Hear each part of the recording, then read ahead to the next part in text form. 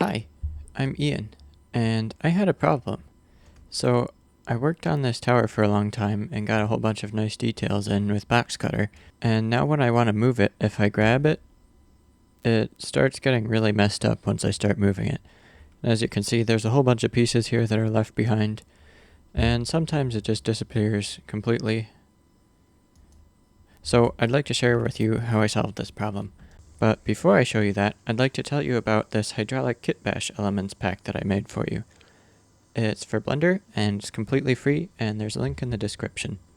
So, one way you could fix the problem is enabling the cutters collection here, and then you can see all the objects that were used to cut into this mesh. And if you move all of them at the same time, it'll stay intact. But I'd like to get a little bit more destructive here and have things be a little bit cleaner at the same time. So the solution to this problem is actually to go into Boxcutter mode, and there's this little download button up here, and that will apply your Boolean modifiers.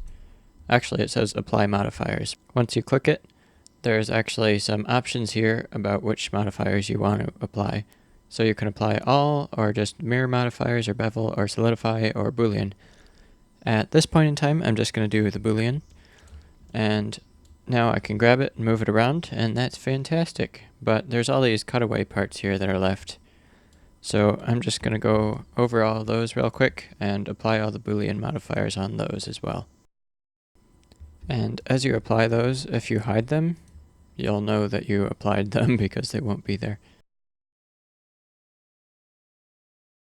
So unfortunately, this can be kind of a time-consuming process, but I guess that kind of depends on how much detail you put into your project.